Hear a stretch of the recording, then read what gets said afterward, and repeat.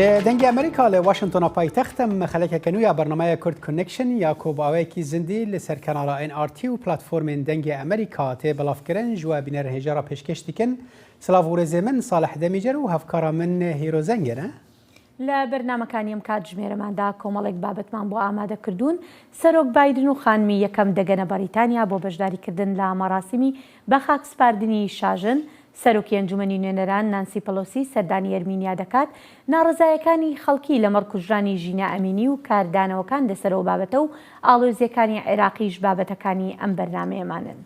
ام هروها بحثا بداوی هاتنا اپراسیونا هسده لکامپا هوله و انجام وی و هن مجارین دجی دیکن.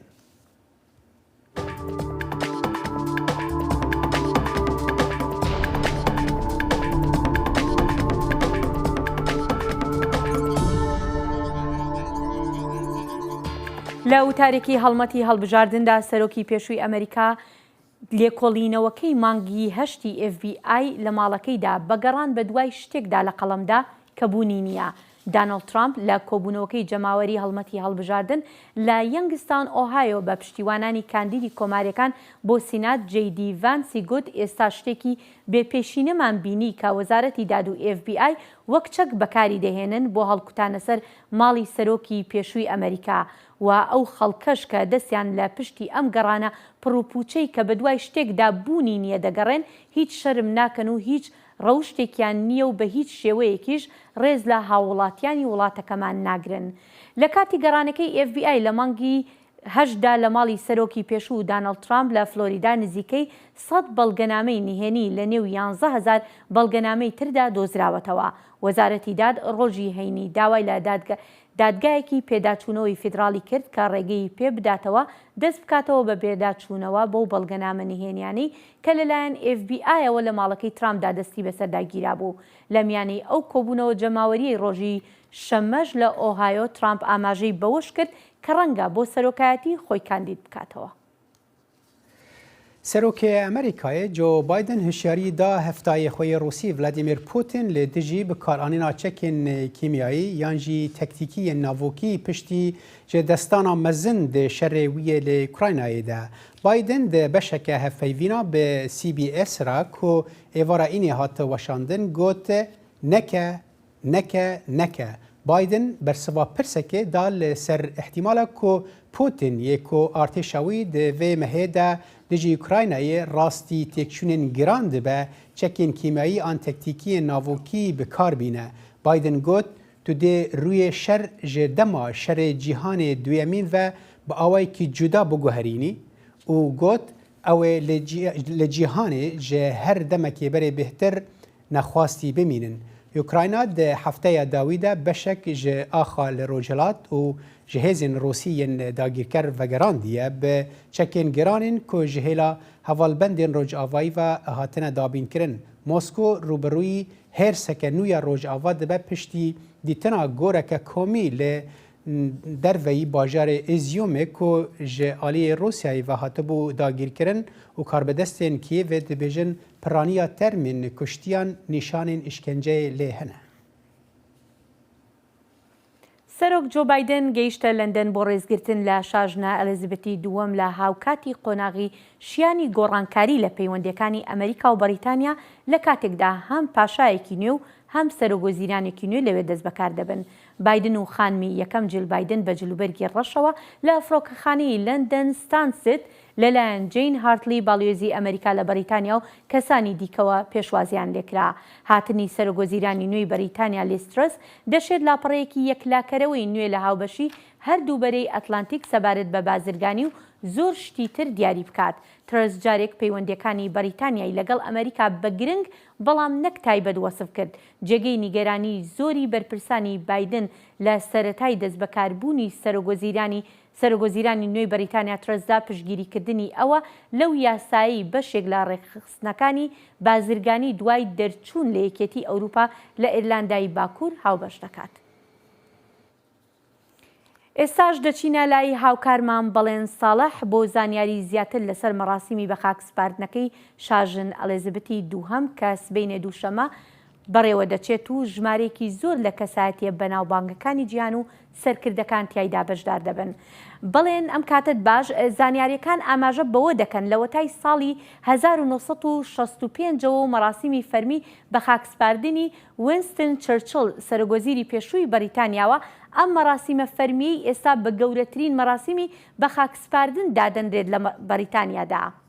بەڵێ هەروایە هێرۆ لە ڕاستیدا وەکو وەزارەتی دەرەوەی بەریتانیاش لە لێدوانەکاندا هەروە لە ڕاگەیەنراوەکاندا ئاماژەی پێکردووە زیاتر لە 500 گەورە کاربەدەستی جیهانی بانگێشتکراون بۆ ئەم مەراسیمە لە سەرجەم 200 وڵاتی جیهاندا.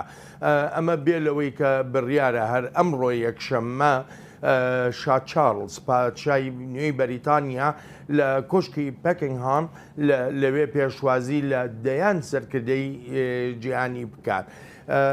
بێگومان وەکو خۆشت ئاماژە پێکردهێنەوە ئەم مەراسیمە لە کاتێکدایە کە حکوومەتی نوێی بەریتانیاش دەست بەکار بووە. هەر بۆیەوە چاوەڕوان دەکرێت سەرۆکوەزیری نوێی بەریتانیا لە پەراوێزی مەراسیمی بە خاکسپاردنی شاژنە ئەلیزابێت چەندان کۆبوونەوە بکە لەگەڵ ڕێبەرانی جیهانیدا. بەڵێ دەنگ و باسەکان ئاماژە بە بەشداری محەممەد بن سلمان شازادەی تاجی عەربستانی سعودیەش دەکەن. بەڵێ وایە بەڵێ هێرۆ ئەڵبەتە لەگەڵ بانگێشتەکەدا شەپۆلیی ناڕزایی گەورە نەکرد لە بەریتانیا توانم بڵم لە هەندێک وڵاتی تری ئەوروپاشدا هاتوۆتە ئاراوە بۆ خۆت دەزانی لەو کاتەوەی کە جەمال خاشقچی ڕۆژنامەوانی عەربستانی سعودیە لە ئەستەمبول لە کۆنسڵخانەی عەربستانی سعودیەدا کوژرا لە هەر بۆنەیەکدا بێ یاخو هەر باسکردنیەک بێتە ئاراوە بۆ بەشداریکردنی محەممەد بن سلمان شازادەی تاج ئەم جۆرە شەپۆلی ناڕزاییە دێتە ئاراوە. هەرچەندە سعودیەکان لە ئێسادا دەڵێن لەگەڵ هەموو ئەو ناڕزاییانەشکە هەیە بەڵام محەممەد بن سلمان بەشداری لە مەراسیمەکەدا دەکا و ناڕزاییەکانیش بە کاردانەوەیکی ئاسایی لێک دەدەنەوە. بەڵێ باشە بەڵێن ڕەوشی ئاسایش چۆنە بە تایبەتی کە ئەو هەموو کاربەدەست و کەسایەتی جیهانیە بەشداری لەو ڕێوڕسمەی سبەینە دووشەمەدا دەکەن. وها چاوەڕوان دەکرێت هێرۆ نزیکەی 1 ملیۆن کەس بەشدار بێ لەو مەراسیمەدا بە تایبەتیش لەو کاتەوەی کە تەرمی شاژنە ئەلیزابێت لە یەکێ لە هۆڵەکانی پەرلەمانی بەریتانیادا دانراوە. ینی ڕیزگرتنیەکی ئێجگار زۆر هەیە. هەندێک کەس 14 کاتژمێر لە ڕیزدا وەستاوە بۆ دووەماڵاواییکردن لە شاژنی پێشوو. ئەڵبەتە ئەمە وەکو ڕێزلێنانێک بێژگەلەوە ئەو ژمارە زۆرەی کاربەدەستان لە جیهانەوە کە دێن بەشداری دەکەن. ئەمانە هەمووی وهای کردووە کە دەستگا ئاسایشیەکانی بەریتانیا لە ئابارێکی ئامادەباشی ئێجگار گەورە دابن. بۆ نمونە دەستگا هەواڵگریەکانی M15 M16 دەستیا کردووە بە پێداچوونەوە و هەڵسەنگانی ورد بۆ هەموو هەڕەشە و مەترسیەکی تێرۆریزم ئەگەر لە ئارادا بێ. ئەمە بێلەوەی 10,000 ئەفسەر بە جلی ئەفسەری خۆیانەوە بەشدار دەبن لە پاراستنی ڕێوشوێنەکانی ئامادەکراون بۆ ئەم مەراسیمی بە خاکسپاردنە وەکو دەشگوترێ بە هەزاران ئەفسەری تریش بە جلوبەرجی ئاساییەوە بەشدارن. بێجگە لە هەموو ئەمانەش درۆنەکانیش خراونەتە کار بۆ پاراستنی ئاسمانی شاری لەندەن کە واب چاوەڕوان دەکرێت وەکو پێشتر باسم کرد 1 ملیۆن کەس لە هاوڵاتیانی بەریتانیایی بەشدار بن لەم مەراسیمەدا و ئەمەش دەبێتە مایەی ئەوەی کە تەواوی شەقامەکان لە شاری لەندەن بژیرێن. بەڵێن ساڵح سپاس بۆ تۆ. سەرۆکە ئەنجومەنە نونەرانە ئەمریکای نانسی پێلۆسیە بۆ سەردانێکی گەهشتە ئەرمەنستانێ و لە کولوەر ئاگربەستێکە پێک هاتیە پشتی شەر و پەفچوونێن بە ئەزربەیجانە جیران ڕا زیاتری 200 لەشکەر ji هەردوو ئالیان کوشتن. پێلوسی دەمەکێ بەرێ گوتبوو ئەوێ بە شاندێکێرا بچە ئەرمەنستانێ و نونەرە دەموکراتە ویلایەتە کالیفۆرنیایە جاکی سپیر کۆژ بنەمالەکە ئەرمەنیە لەگەل وەیە. ئەندامین دنێن شاندێژی نونەر فرانک پەلۆنی سەرۆکێ کۆمیتەیە ئەنرژی و بازرگانیە ئەنجومەنە نونەران و هەروەها نونەر ئانا ئێشۆ بوو. و رد کرد که هرگلیین بهتر درباره سردان ده بده و گوت که اندام شاندا کنگرس حزناکن ببن آرمانج و گوت ده هر روشکی ده او همی لدور مافن مروفان و رزگرتنا رومت و نرخا هرکسیه. لە کۆبوونەوەیەکی ئازبەرزی کۆشکی سپی کە بە ئامانجی بەرەنگاربوونەوەی دووبەرەکی و توندوتیژەکانی ڕق و کینە ئەنجام درابوو، سەرۆک جۆ بایدن تووڕێی خۆی بەرامبەر بە بیرۆکەی باڵادەستی سپی پێستەکان دەربڕی و داوای لە وڵاتیان کرد زاڵ بن بەسەر ئەو دابەشبوونە سیاسیە ژەهراویەدا. ڕەخرەگرانی بایدنیش دەڵێن خۆی ئەو کەسەیە کە ئەو دابەشبوونە دروست دەکات. لەو دەمەی سەرۆک جۆ بایدن ڕۆژی پێنجشەممە لە کۆشکی سپی میوانداری کۆبوونەوەیکی لووتکەیی کرد لە ژێرناوی ئێمە بە یەکگرتووی ڕادەوەستین. سەرۆک بایدن باسی لە گرتبوونەوەکەی ساڵی 2017 باڵادەستی سپی پێستان لە شارلزڤیل لە ڤەرجینیا کرد، ئەوەی کوژرانی ناڕەزایەکی دژ بە باڵادەستی سپی پێستانی لێکەوتەوە. دواوتە بۆ ئەو سپی پێستانە نییە کە داوای باڵادەستی بۆ خۆیان دەکەن و نابێت ئەم ژەهر و توندوتیژە ببێتە چیرۆکی ئەم سەردەمەی ئێمە.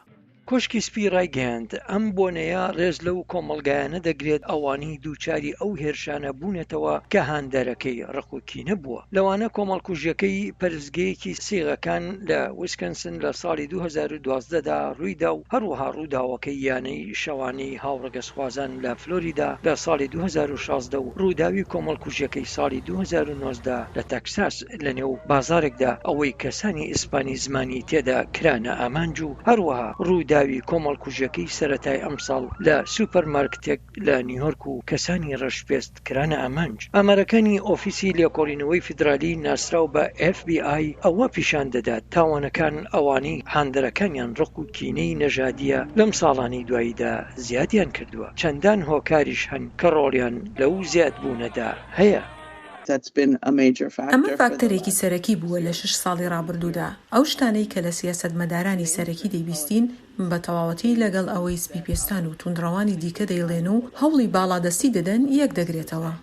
راپرسیەکەی ئیکانۆمیست یوگاڤ ئەوە دەردەخات کە لە سەدا 66 ئەمریکایەکان بڕوایان وایە دابەشبوونی سیاسی لەم وڵاتەدا لە سەرەتای ساڵی 2021ەوە خراپتر بووە، هاوکات لە سەدا 62 ئەمریکایەکان پێشبینی هەڵکشانێک لە دابەشبوونە سیاسیەکاندا دەکەن لە ماوەی چەند ساڵی داهاتوودا. توندوتیژی ئەوەی هاندەرەکەی ڕقوچینەیە لە نێو خاکێکی بەپیت بۆ دابەشبوون دێتە ئاراوە. ئێمە کێشەکە بەڕاوەدوونانی لایەنە توندڕەوەکان چارەسەر ناکەین، بەڵکو دەبێت بەڕەنگاری ئەو ڕێگانە ببینەوە کە بەهۆیانەوە دابەشبوونی زیان بەخش ئەم قەیرانە بۆ هەمووان خۆش دەکەن. ڕخنەگران لە سەرۆک بایدن دەڵێن کە خودی بایدن دابەشبوون خۆش دەکات بەهۆی وەک دەڵێن چڕکردنەوەی هێرشەکانی لەم هەفتانێک دواییدا دژ بە کۆماریەکان، واتە شوێنکەوتوانی دۆناڵد ترامپی سەرۆکی پێشوو ئەوانەی داوا دەکەن ئەمریکا دووبارە مەزن بکرێتەوە. بۆ پاشتی ویدەکۆ سوارە سمکۆ عەزیز دەنگی ئەمریکا. بنهێژان بەردەوام من دەپێشکەشکردنا کورد کۆنێکشندا di navbêjarên bêda her ew bi dawîayîna operasyona leşkeriya Hesedê li nav kampa Holê li Sûriyeyê. بەڵێ ئازیزان پاشەم ناوبڕە دێینە وڵاتان. دەنگێ ئەمریکا جافکانیەکە پێباوەریان و چاو ئاگاهیان.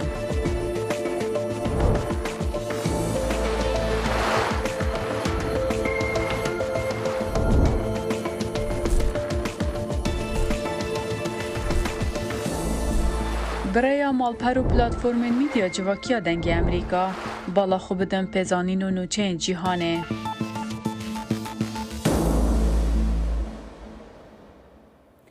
پاش ڕێوڕسمی بە خاکسپاردنی ژینە ئەمینی کە لەلایەن پۆلیسی ئیرشادیان ڕێنوێنی کردن بەهۆی جێبەجێنەکردنی یاسای توندی حیجابی زۆرە مرێ دەست بەسەر کرابوو گیانی لەدەزا. خۆپیشاندان و ناڕزایی جەماوەری لە ئێران بەڕێوەچوو و هێزە ئەمنیەکانیش بۆ بڵاوە پێکردنی خۆپیشاندەران گازی فرمێسکڕێژیان بەکارهێناوە. گرتە ڤیدیۆکانی کە لە تۆڕە کۆمەڵایەتەکاندا بڵاو کراونەتەوە نیشان دەدەن خەڵکی لە شاری سەقز دروژمی دژە حکوومەت دەڵێنەوە و تووڕەیی ناڕزایی دەردەبڕن. خەڵکی لە شارەکانی تریشەوە چوبوونە سەقز بۆ بەشداریکردن لە مەراسیمی بە خاکسپاردنی ئەو کچە تەمەن 22 ساڵانەی ڕۆژی هەینی لە نەخۆشخانەی تارانکۆچی دوای کرد. مرگ بۆ دیکتاتۆر کە ئاماژە بوو بۆ ئایەتوڵا خامنەی ڕێبەری باڵای ئێران دروژمی بەشێکی زۆر لە خەڵکەکە بوو لە کاتێکدا هەندێک لە ژنان لە چک و سەرپۆشەکانی خۆیان لادا وەک بەرەنگاربوونەوەیەک بۆ یاسای حیجابی زۆرە ملێ. پۆلیس گازی فرمێسکڕژێنی دژ بە خۆپیشاندەران بەکارهێنا و هەندێک لە راپۆرتەکانیش ئاماژە بە قوربانی دەکەن. مەحسا ئەمینی ناسراو بە ژینا بە مەبەستی گەشتکردن لەگەڵ براکەیدا چوو بوو بۆ تاران کاتێک لەلایەن پۆلیسی ئیرشادیان ڕێنوێنی کردن دەستگیر کرابوو و پاشانگیانی لەدەستدا. پۆلیس دەڵێت بەهۆی جەڵدەی دڵەوە بووە و بنەماڵەکەشی دەڵێن هیچ کێشەیەکی تەندروستی نەبووە بەڵکو لێی دراوە. بدوزن ژینا شەهیدە، ژینا شەهیدی تەواوی جوانەکان بوو، ژینا ڕێگای ئازادی باز کردبووەمە. بەخوا لە ماڵ منەوە ڕۆیشتە دەرەوە، بەخوا ئەو نەپوشیدە بووی من نەبوو، مناڵی من نەبوو، مناڵی شکامێکدان نەبووە، ماندۆکەی تا ئێرە بوو، لیباسم کردە بەربەرەوە ماندۆ لە بەریاوە چوومە لای پۆلیسەکانت بۆ لیباسەی چێتی گشتیان دەستیان کردن گریان بەخوەرمانە بوو. تۆ بۆ نەترسەکان چەکەی من وایە، بۆ تۆ بووی دایکەکە، چەکەی من ناترسا بەخوەرمانە بوو، چەکەی من ناترسا گوڵی بەربەرمان بوو.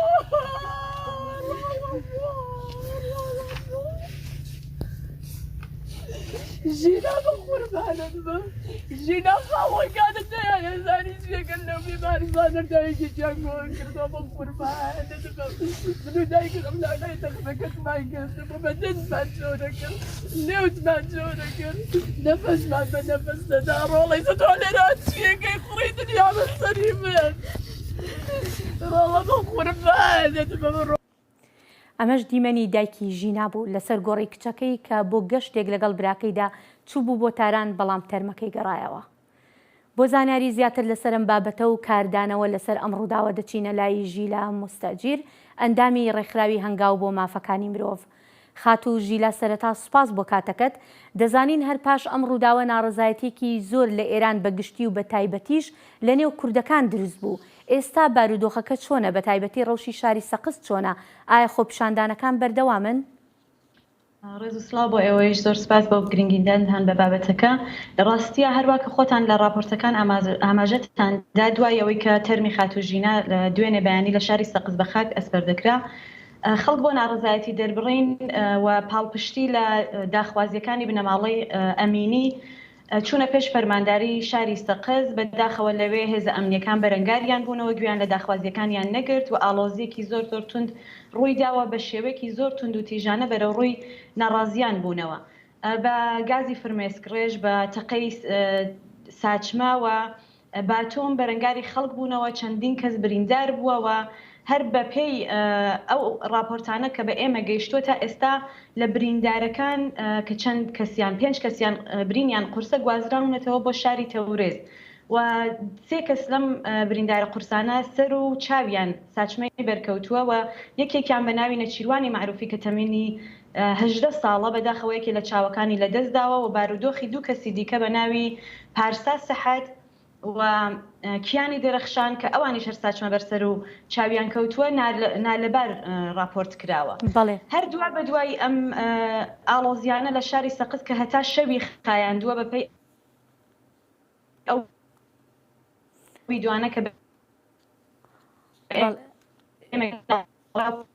بە دوای خەڵکا گەڕاون، بەڵام جیا لە شاری سەقز ئاڵۆزیەکان گەیشتوتە شاری سنا، خەڵک بە شێوەی هێمن و مەدەنی دایان هەویست هەر ناڕزایەتی دەرببڕن و پاڵپشتی بنەماڵی ئەمینی بن لە شاری سنا لە مایانی ئەقباڵ کۆبوونەتەوە دوێنێ، بەڵام بە پێی نەریتی جمهوری ئیسلامی هەر بە تند و تیژ بەرەنگاری خەڵک بوونەتەوە، لەوێش گازی فرمێسکڕێژیان بەکارهێناوە و چەندین کەس کە 2 کەسیان کچن و یەکێکیان تەمەنی 14 ساڵە بە سەختی بریندار بوون بەداخەوە.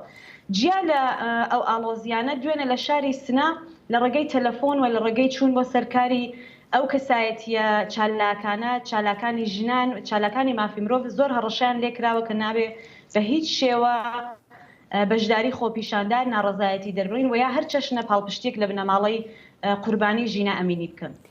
بەڵێ ژیلا خانم دەمەوێت بزانم پێشتریش ناڕزایی بەو شێوەیە هەبوو، ینی لە کاتی کوشتنی کەسێک یاخود ناڕزایەتەکانی ناو ئێرانمان بینی لەسەر باری گوزەرانی خەڵکی، بەڵام جیاوازی ئەم ناڕزاییە لەگەڵ ئەوانی پێشووترا چییە؟ لە ڕاستیدا هەر هەفتەی ڕابردوو بوو من شاهێدی ناڕزایەتیەک بووین لەسەر ئەو ستەمە چەند قاتێک کە لەسەر لە ژنان دەکرێت لە کوردستان لە ڕاستیە خاتوشلێری ڕەسوڵی کە قوربانی لە درێژی یەکێ لە ئەندامانی جمهوری ئیسلامی بوو لە شاری مەریوان و ئێمە سیرمان کرد بینیمان و زانیمان چه پاڵپشتیەکی بەرین لەلایەن خودی خەڵکەوە کرا بۆ ئەم خاتونە جیاوازیەکان لە کوردستان من وا هەستەکەم کە ئەمە ڕوانگەی خۆمە زۆر جیاوازترە لە ناوەند دەسەڵاتێکی دیکەی هەیە پاڵپشتی ئۆپۆزیسیۆنێکی زۆر بەرینتری لە پشتە بەڵام کوردستان لەوەتەی هەیە تەنها بووە لەوەتەی هەیە لەسەر ژنان لەسەر مافی نەتەوەیی خۆی لەسەر مافی زمان مافی ئابووری خۆی دێتە سەر شەقام بە زووترین کات خۆی ڕێکخستن دەکا بە زووترین کات جوابی داخوازیەکان دەدرێتەوە کوردستان کۆمەڵگایەکی زۆر وریایە زۆر وشیارە لە کەمترین ئاستاوە لەگەڵ زیاترین هەڕەشەکان خۆی ڕێک دەخاوە پاڵپشتی لە بچووکترین ستەم و زوڵمێک دەکا کە لە هەر کام لە تاکەکانی کۆمەڵگا دەکرێت ئێمە لە ئەزمونونەکانی دیکەی شادیومانە کە بە تایبەتی داوای مانگرتن دەکرێت کە ئەم ڕووداوە ناخۆشیشە بە خۆشحاڵیەوە داواکراوە لەلایەن حزب سیاسیەکانەوە کە سبەی قەرارە مانگرتن بکرێت لە مانگرتنێکی گشتی بۆ بکەم هەندێک لایەنیش هەن کە دەڵێن ئێستا تەنها کاتی مانگرتن نییە بەڵکو کاتی خۆپیشاندانە نەک مانگرتنێک بەهێمنی لەسەر ئەوە ئەڵەچیان ئێمەش دوو بۆ چوون هەیە لە ئێستاشە لە کاتی ئەم ڕووداوەش کە ڕوویداوە هەرچەندە کاردانەوەی تند هەیە بەڵام لە هەمان کاتیشدا دوو بۆ چوونی جیاواز هەیە ڕاستە بۆچوونەکان جیاوازن و خەڵک لە ناوخۆ بەڕاستیدایان هەوێ تووڕەیی خۆیان بە هەر چشنێک بووە دەرببڕن ئێمە لە ڤیدیۆکان کە بڵاو بووەتەوە لەو کاتێک کە خاتوژینە بەداخەوە لە ژێر ئەشکەنجا کەوتە نەخۆشخانە ئاڵۆزیەکان لە کوردستان بێحەد زۆر بوونە بەڵام تێچووەکانیش زۆر زیاتر لەوەن ئێمە لە هیچ شوێنێکی کۆمەڵگای ئێرانە نبینین ئەوەندە بە تونند و تیژ و ئەمنی بەرخورد بکرێت لەگەڵ ناڕەزایەتی دەربڕینێک تا ئێستا ئەم هەمووە لەسەر گەشتی ئرشاد و لەسەر حجابی زۆرم لێ ئەو جۆرەی کە دڵخوازی کۆماری ئیسلامیە ئالۆزی ڕوویداوە لە ئێران نەفەر گیراوە بەڵام هیچ کەس نەکوژراوە ئەمە تووڕەیەکی زۆر زیاتری دروست کردووە لە کوردستانێکە ئەم سەرکوتەی نابێت یابێەوە خەڵک ئەسڵەن پێی قبول ناکرێت لەسەر چوونە دواوەی لەچکێک یا ڕووسەریەک یا مانتۆیەک کورد کە کچێکی کورد ئەوە غەریبانەوە مەزلومانە بکوژرێ بەو ڕادەیە بۆیە خەڵک زۆر تووڕان من دڵنیام هێزە سیاسیەکانیش ئەمایان زۆر لە بەرچاوە کە تێچووی مبارزە تێچووی بەرخۆدان لەمە زیاتر بە گیانی خەڵکێکی بێپەنا نەدرێ ئەگەر چاو لە ڤیدیۆکان بکەن بەڕاستی هێزێکی زۆر ڕژاوەتە کوردستان و ئەمە زۆر جێگای مەترسیە ئێمە لە راپۆرتەکانیش وەکو هەنگاو ئاماژەمان پێدا کە تقریبا لە دوو ڕۆژی ڕابردووە لە شارەکان و لە پارێزگاکانی نزیک بە کوردستان بە پۆل هێزی چەکدار دەنێرێتە کوردستان لە ناو شارەکانە مانۆر لێ ئەدەن و ئەمە بەڕاستی مەترسی گیانی بۆ خەڵک دروست دەکات. بەڵێ دەزانین کە سەرۆکی ئێرانیش داوای لێکۆڵینەوەی کردبوو لەم ڕووداوە دەمەوێت بزانم ئەو پەیامە لەلایەن خەڵکیەوە چۆن لێک دراوەتەوە. خەڵک بەڕاستی هیچ متمانەیەکی بە دەست و پەیوەندی جمهوری ئیسلامی راپۆرتەکانی جمهوری ئیسلامی ناکات و ئەم بەدواداچوونە درۆیانە بە دڵخوازی خۆیان نازانن هەر ئەمڕۆ ئەگەر ئاگادار بن باوکی خاتوژینە لەگەڵ میدیاکانی ناوخۆی ئێران قسەی کردووە هەموو ئەو راپۆرتانەی کە پزیشکی دادوەری و پۆلیس داوێتی بە درۆی خستوێتەوە پزیشکی دادوەری ئەمڕۆ ڕایگەیاندووە کە ژینا خۆی پێشتر نەخۆش بووە لە حاڵەکە بنەماڵەکەی دڵنیایی ئەوە دەدەن کە هیچ نەخۆشیەکی نەبووە بەو پێیە خەڵک و بنەماڵەی خاتوژینا و ڕێکخراوەکان ڕێکخراو مافی مرۆڤیەکان و کۆمەڵگەی جیهانی هیچ راپۆرتێکی جمهوری ئیسلامی قبول ناکات لەم پەیوەندیەدا چونکو خودی بنەماڵەکەیشی و خەڵکیش یەکێک لە داخوازیەکانیان ئەوە بوو کە پزیشکی دادوەری حتمما بەبێ لایەن تەرمی خاتوژینا بپشکنێ بۆ ئەوەی کە بزانن چی بەسەری هاتووە جمهوری ئیسلامی هەر لەو کاتەوە کە خاتوژینا گیانی لە دەستدا ئەیهەویست بە شێوەیەکی زۆر نهێنی تەرمەکەی بە خاک بسپێرێ و ئەو ڕۆژەوەش ئێمە ئاگادار بووین کە بە هیچ شێوە ئیزنیان نەدەدا کە تەرمەکەی بۆ سبەی بچێتە پزیشکی دادوەری و لە حضوری بنەماڵەکەی پشکنینی بۆ بکرێ بۆی راپۆرتەکان بەدواداچوونەکان لەلایەن جمهوری ئیسلامی و کاربەدەستەکانیان هیچ تاکیدکردنەوەیکی تێدانیە و دڵنیان بنەماڵەکەیشی خەڵکیش قبوڵیان نییە. بەڵێ خاتوژیلا مستەجیر ئەندامی ڕێکخراوی هەنگاو بۆ مافەکانی مرۆڤ سپاس دەکەین بۆ کاتەکەت. ڕێز و سڵاو بۆیش. هر لإيران سرکرده اولی ایرانی آیت الله علی خامنه‌ای روجا شمیه ده مراسم کا اولی ده آخوی کو یکم دیار بوناویه ده ناوا دو هفتهیان ده دو چافکانی نزیکی خامنه‌ای روجا اینه جروتر زیرا برسوا پرسن درباره تندرستیا وی ده دانو رد کرد که تندرستیا وی خراب بویه. خامنه‌ای ج دما کد 3 ایلونه ده لطهران به شاگردین خورا جویا بو دیار نبو و لسر مدیا جواکی هاتا بلاف کرن که او نخوشه. روزنامه نیویورک تایمز روجا اینه ج سر زار 4 کسین که به روشا تندرستیا خامنه‌ای دزانن راگهاندن که وی هفته بوری همو جوین و درکتن گشتی جناب ورن پشتی که به گرانی نخوش کتبو و گوت که او نهاد ناو نوینه و دبن چافدیریا پزشکان دایه. تلویزیون دولت نشان دا چاوا خامنه‌ای 83 سالی رادوسته و ماسک دانیه دما که او به دنگکی مکن لسر گیرنگیا چله دا آخوه که مراسیمه که داویا شینا چل روجیا امام حسین نوی پیغمبر محمد. دەنگی ئەمریکا سەرچاوەی متمانە پێکراوی هەواڵ و زانیاری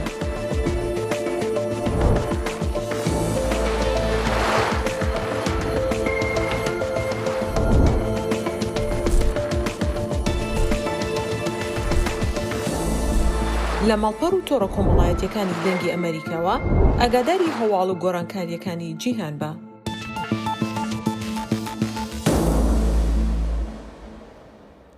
هێزەکانی یاسایشی ناوخۆ کۆتایی ئۆپراسیۆنی ئەمنیان لە کەمپی هۆڵ ڕاگەیاند. حەسەدە و هاوپەیمانانی نێودەوڵەتی بەردەوام دەڵێن چارەسەری کەمپی هۆڵ سەربازی نییە و تەنها ئۆپراسیۆنە ئەمنیەکان بەس نین. بەپێی ڕاگەیاندراوەکە لە ئەنجامی ئۆپراسیۆنەکەدا 226 چەکداری سەر بە شانەکانی داعش لە کەمپەکەدا دەستگیر کراون کە 36 کەسیان ژنن. زانیاری زیاتر لە راپۆرتی پامنێرمان زانا عومەر دەبیستین. هێزن ئەولەکاریە هەندرین داخوایانیەکێدا داویکردنا ئۆپراسیۆنا ئەولەهیە لە کامپا هۆلی ڕاگەهاند. لە گۆری داخوایانیە گوت ئەنجاما ئۆپراسیۆنێدا 226 چەکدارên شانەیên داعشی لە ناوا کامپێدا هاتنە گرتن di nav wan de 36 jinin. هاتە دیارکردن گو 25 خندق و تونل هاتنە ڕوخاندن هەروەها ژمارە کەچەک و جەبەلخانە و تەکنیکن پەیوەندی و تەقەمێنیەژی هاتنە دەستەسەرکردن. هێزن سووریا دیموقراتیک و هێزن ئەولەکاریە هەندرین و کوالسیۆنە ناونەتەوەیی بەردەوام تەکەس دکن گو چارە بەردەوام لە کامپا هۆلێ نەلەشکریە. هەفەرماندارێ هێزا پەیوەرە تایبەت ئێ ئۆپراسیۆنا ئینهرت ریسۆلف جنرال ماتیۆ ماکفارلن دی پرسکۆنفرانسا لەگەر ئەنداما فەرمانداریە هەسەدێ نەورۆز ئەحمەد تەکەزیل سەرڤێ خالیشی کرد. جنرال ماکفارلن گوت پێویستە گۆوەڵاتên جیهانê هەموڵاتiyê xwe ji holê vegerînin û alîkariya wan bikin da ku ji nû ve tevlî civakê bibin. Divê riyên qanûnî û lojîstîkî ji bo vegerandin û ji nû ve amadekirina welatiyên biyanî werin danîn da ku vegerin welatên xwe. Em daxwazê ji welatên mêvandar dikin ku welatiyên xwe vegerînin çi mêr jin û zarokên li kampên derbidera bin. Divê alîkariya mirovahî bidin wan. شۆپینەر باوەڕ dikin got piştîvaniya got ji bo Hesedê tê pêşkêşkirin têra çespandina ewlehiyên nake li kampa holê. Li aliyekî din Hesedê tekez dike got astangiya herî mezin tekeziya nasnameya rûştvanên kampê ye bi taybetî beşê biyaniyan got hejmara wan nêzîkî 9,000 kesin. Got piraniya wan nasname û navê xwe yê rast vedişêrin. Endama fermandariya Hesedê Newroz Ehmed dibêje got tevî kişandina imzeyê tiliyan û wêneyê Rwan û danheva dateya her kesekî lê ev gav kêm dimîne ji ber got civaka navneteweyî di şopandina û tekeziya nasname û navan de nealîkar e. Rast xebatekî pir zor e çimkî me got şêst welatî insan henin ama gelek ji van agahên derbarê xwe de rast nadin. Vê hemlêre me hemû basamatê wan carekê dî girtin. Fakat xebatekî ji bo wê lazim e ne tenê hêzê me tenê elbette têrê nake. Tewasil bi welatên wan re ji bo ku em îspat bikin kavana rast dibêjin ji vî welatî yan na xebatekî demdirêj lazim e. Yani niha gavekî hate kirin baş e fakat li ser vê gerek em bixebitin hem alîkariya tehalif ji bo wê lazim e alîkariya welatan lazim e ku em bikarin rastî nastema rast ji bo wan diyar bikin. Li aliyekî din çavdêr diyar dikin got gelek fakter hene rê li ber bi hêzbûna Daişê vedkin. Rojnamevan Abdulhelîm Silêman dibêje got asêkirin û çavdêriya sînorî heya niha nepêkane. Nexasim sînorê di navbera Sûriye û Iraqê de li aliyekî û li aliyê din sînorên di navbera herêmên Hesedê û deverên di jêr kontrola Tirkiyê de. او درانا هنه جبولو يعني تخواستن آليين بيونديدار نخاسم دولة عراقي يعني جي كواليسيون دكارب في شاركة بكل سر آليين ديتر كو داعش في آلي ده تفقرينك همو آليين پەیوەندیدار بە کامپا هۆلێ تەکەزی لەسەر ڕەوشا خەتەر لە کامپێ دکەن گو ئەو خەتەری نەتەنێ لەسەر جیڤاکە خۆجەهیە و ئەو بوویە چافکانیە کە سەرەکەژی داعشێرە گۆ جیهادیستان پەروەردە دکە وان دە ئێریشن دەروایی کامپێژی بکارتینن. زانا عومەر دەنگی ئەمریکا کامپا هۆلێ. لدور بداویکردن اپراسیونا هسده لناو کامپا هوله و انجامن و اپراسیونه که درخستنه پیش انها پیامنیر ما زانا عمر قامش لوی بمرایه دم باش زانا و سپاس بو و راپورتا تا بداوی آنینا و اپراسیونه تی واتا یا که مترسیا داعش یا راست لکامپه نمایه؟ بله دم باش سپاس بو وشی شخوا او تكازيها يلي جاليه هيزن سوريا ديمقراطيكي جاليه كواليسيوني و جاليه هيزن اولكاريا هندريفا جو اف بداوي انينا في اوبراسيون نايا وتايا جو خطري ان دهندري كامبيدا نمايه مترسيا هي جو جارك دن يعني تشتي جو استنغا سركه جو شانين داعش نافا كامبيدا دكارن خو شهرن دناف جنان ده دناف بجلو برگی جنان خوفت شیرن و دباگو هجمارک جارک دن قریبو خو ج دست هیزن اولکاری و شیر لآلیه دن نفشگینو يعني زیدتری 12,000 زاروک پرانیا وان نها بباندورن جير باندورا ایدئولوژیا داعشینه بتایبتی البشی بیانیان يعني زاروک نوی داره گلکی هاتن باندور کرن به ایدئولوژیا داعشی تشتی گهی گو دبا اف اپراسیون حتی دمکی بهله اولهبه لی وک اپراسیون اداره سال درباس بوید او جی دمکی حتی دمها بدنگیها بو لی باش رجارک دن داعشی دهندری کامپی دا اکتیو باش زانا هرچندی هم زانن که يعني داعش مترسية داعش لناف كامبي تاني نتني يعني شانين رازاي لدرفي كامبي هنا الآلية ديرا زوريتين بيوندي وان ديارة هناك ومديتشي أو رودان لزندان حسك بوي يعني دفيا كده هيزن سوريا ديمقراط شاوة دكارن بشتراس بكن كو نتني لنافا كامبي برين لدردورا كامبيجي أو مترسية نمينة وبشتراس بكن كو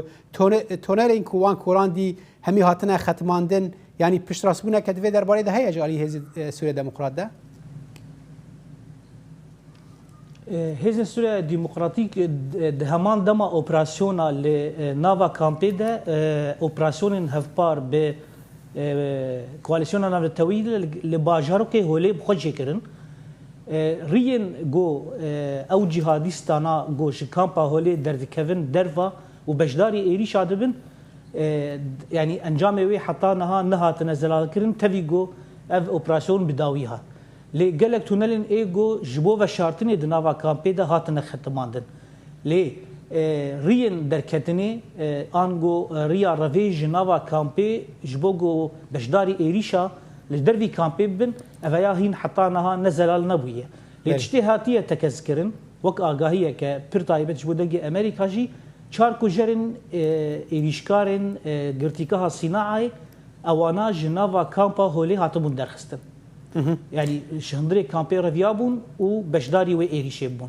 لآلية كيدن تشت خطرية كيدن دنافا كامبا هولی هيا جو جبرجو برانيا مالباتن داعشيين همولاتيين عراقي لكامبا هولي هنا برانيا وك ريادارن ليدرن داعشي ينجو شانين داعش العراقي جبري فدبن دهندري كامبا هولي دلا باشا زانه تبحث وان كان ام دزانك بري دمك شاندك عراقي هاتبو جبور ام فيجن ورغرتنا ام فيجن داعشيين عراقي او بروسب جيشتك قالوا هين بردوامه او ام فيجن داعشيين عراقي ورن راد سكرن بتمامي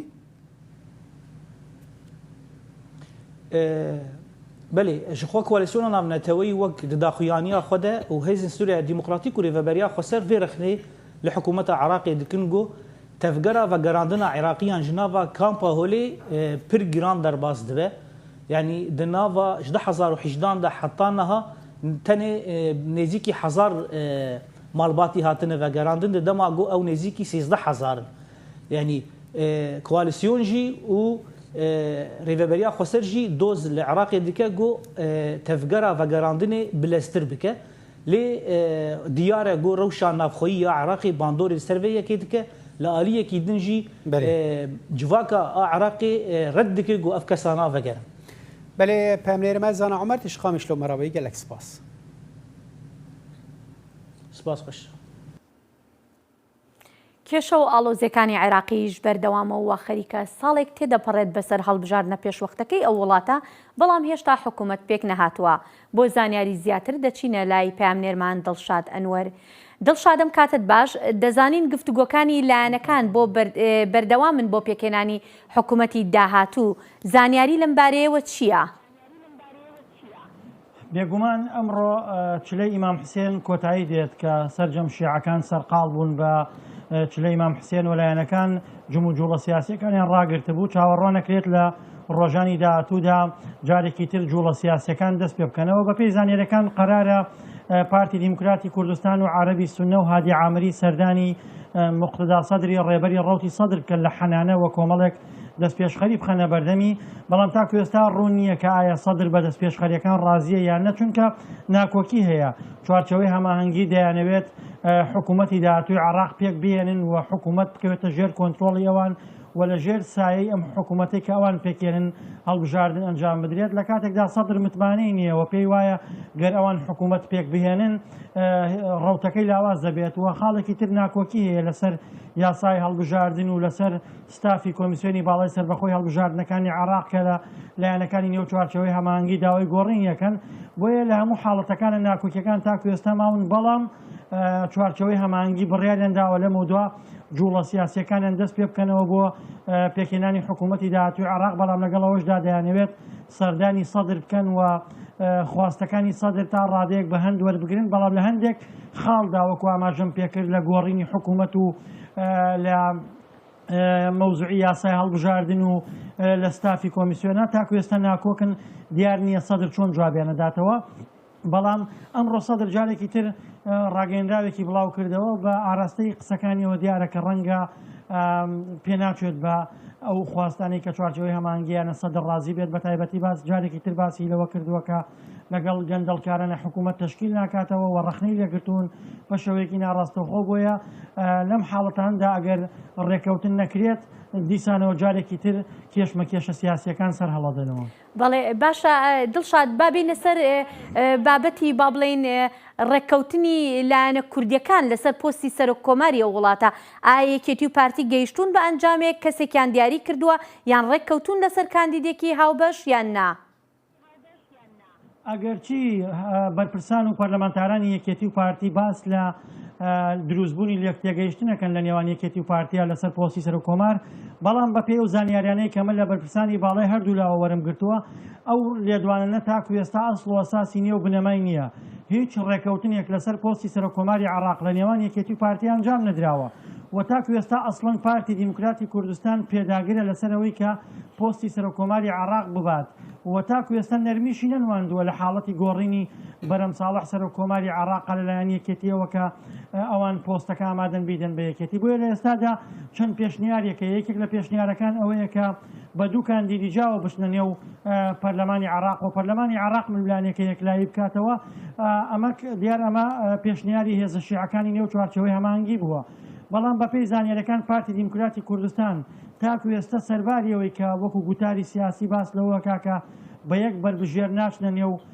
پەرلەمانی عێراق بەڵام ئاماژەیەکەیە بۆی کە پارتی ئەگەر تێبگات لەوەی یاخود دڵنیا بێت لەوەی کە دەنگی سوننەکان بۆ کاندیدەکەی زەمانەوە مالکیش کە پێشتر بۆ ناسراوە کە ناکۆکی لەگەڵ بەرەم ساڵحی سەرۆک کۆماری ئێستای عێراقەیە دەنگ بە پارتی بدات ڕەنگە پارتی دیموکراتی کوردستان ئامادە بێت یاخود دڵنیا بێت لەوەی کە کاندیدەکەی سەرەکەوێت ئامادە بێت بە دوو بەربژێرەوە بچێتە نێو ڕکابەرێکەوە بەڵام وەکو ئاماژەم پێکرد تاکو ئێستا هیچ ڕێکەوتنێک لە نێوان یەکێتی و پارتیان نەکراوە. بەڵێ باشە دڵشاد لە ئەگەری ڕێگنەکەوتنی لایەنە شیعەکانە چی ڕووەدات؟ لە حاڵەتی ڕێکنەکەوتنی لایەنە شیعەکانە کە ڕۆژانی داهاتوو ئەمە ڕوونە بێتەوە کە ئایا سەدر بە خواستەکانی ئەو وەفدە ڕازیە کە قەرارە سەردانی بکەن یاخودنا بێگومان گەر سەدر ڕازی بێت بەشداری حکوومەت بکات کامە بە شەوەیەک لە شێوەکان گەر سەدر ئەمە بکات ئەمە لە خاڵی لاوازی سەدرەوەیە بۆیە بە دوو دەزانرێت کە سەدر بەمە ڕازی بێت بەڵام ئەگەر سەدر بەمە ڕازی نەبێت جارێکی تر کێشمەکێشەکان سەرەڵداتەوە جارێکی تر ململانەکان سەرێڵداتەوە سەدر کۆمەڵە کارتی بەکارهێناوە تاکو ئێستا کارتەکانی سەرکەوتو نەبوون لەوانە کارتی سیاسی کە کشانەوەی بوو لە پەرلەمانی عێراق یاخود کارتی ئالۆزبوون و بەکارهێنانی شەقام کە چوونە سەر پەرلەمانی عێراق و دادگای اتحادی بوو لەمانە تاکو ئێستا سەرکەوتو نەبوو تەنها کارتێک کە بەدەست سەدرەوە ماوە کارتی سەرایە سەلامە کە بەکارهێنانی ئەم کارتە زۆر قورسە عێراق ئالۆزەکە کە پێ ناچێت سەدر دەست بۆ کارتە ببا چونکە لەوە دڵنیایە کە خۆشی لە مەزرەکات بۆیە ئێستا هەموو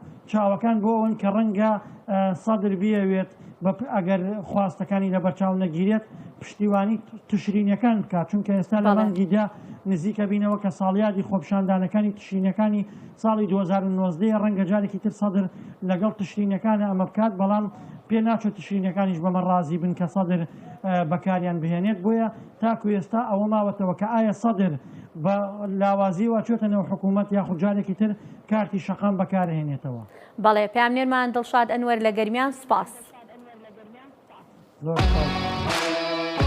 زایڵی داهێنان بەرنامەیەکی فەرهەنگی و هونەری بەشی کوردی دەنگی ئەمریکا. من ئاسۆ جەبار لە واشنگتن دیسیەوە هەردوو هەفتە جارێک دەبمە میوانی ماڵەکانتان لەگەڵمان.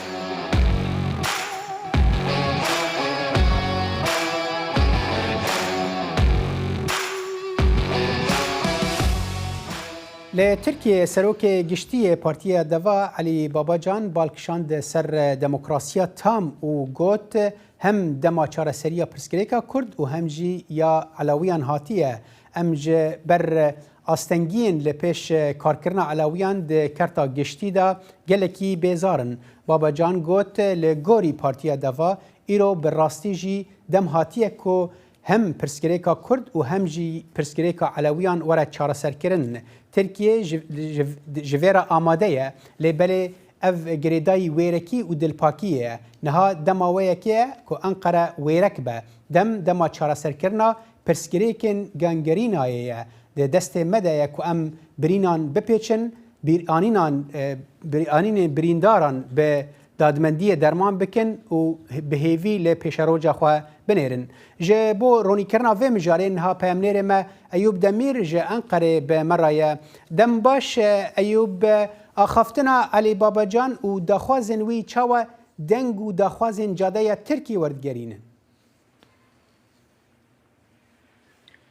Salih wekte jî ana amajê kir rastî daxwaza ku tê kirin çareserkirina mesela Kurdê û pirsgirêk ku li Tirkiyê tevahî çi ne li ser vî daxwastê derketin.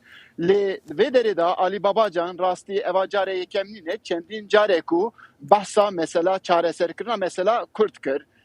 Deva yani partiya Pengav û demokrasiyê Partiya Devayê du sal berê weta ku hate damezrandin jî di bernama xwe de jî behsa vê meselê û çareserkirina viya kiribû. Em diya dikarin wiha jî şîrove bikin yani di qisedana wî de tiştekî balkêşî ev e ku dibêje ku Tirkiye ji bo vî amade ye lê yê ku amade nîne Enqereyê wêrekî lazim e. Ji bo wî jî rastî di vê derê de em dikarin bêjin ku Tirkiye da êdî li ser mesela Kurd jî her ku diçe hûr dibin yani daxwazek heye ku bêçareserkirin lê divî warî de em dikarin bêjin ku vê neka tevahî dernakeve pêş. Ji bo wî jî Babacan balê dikişine vê derê yani dibêje ku hem wêrekî lazim e û hem jî samimiyet lazim e. Ji bo çi samimiyet dibêje? Ji bo ku demên berê da jî dîsa wata ku ew jî di nav hikûmetê da bû di dema wan da pevajiyeke çareseriyê derketibû pêş yani ser mesela Kurd çareserkirin derxistibûn lê ev heta demekê çû ya encamek derneket holê. Ji bo wî jî Babacan dibêje ku samimiyet lazim e. Baş e Eyûb yani axaftinên Elî Babacan bêhtir di pişt wan da planeke siyasiya rêkûpêk hene ji ber tiştê ku dibêje bêhtir tiştên hêvî ne tiştên ku tenê daxwazin gelo planeke siyasî di pişt axaftinê wî de heye. Gek salih ana rastî çend civîna da li gel babacan ez jî rûniştim. Yani mi jî gelek caran jî pirsî. Mesela mi careke got hûn mesela Kurd dixwazin çawa çareser bikin. Tiştekî wiha got. Heqê me nîne ku em tiştekî wisa bêjin. Kurd ji xwe mafê wanê xwezayî lazim e bê çareserkirin.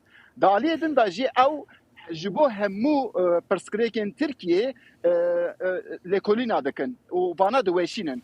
Ana di pêşiya wan da rojên pêşiya wan da dîsa wê tiştekî biweşînin ser mesela Kurd yani tevahî pirsgirêkên Tirkiye û taybet jî mesela Kurd jî wê di vê derê da cî bidinê.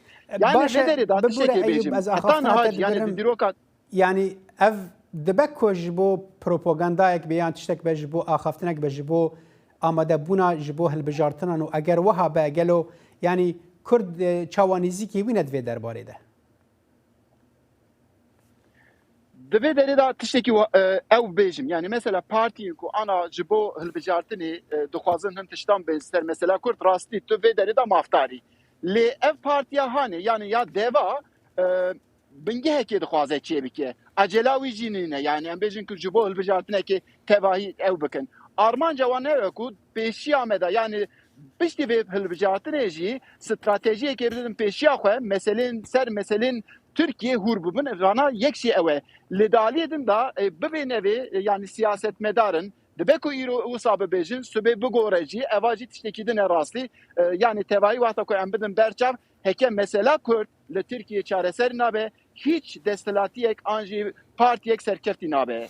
Baş e Eyûb tiştê balkêş da axaftina wî da ew girêdana pirsgirêka Kurd bi pirsgirêka Elewiyan da û di derbarê Elewiyan da behsa wekê dike ku yani karkirina wan di kerta giştî da divê bawekî berfirehtir be dibe werin qebûlkirin. Gelo ev girêdan çawa tê şîrovekkirin?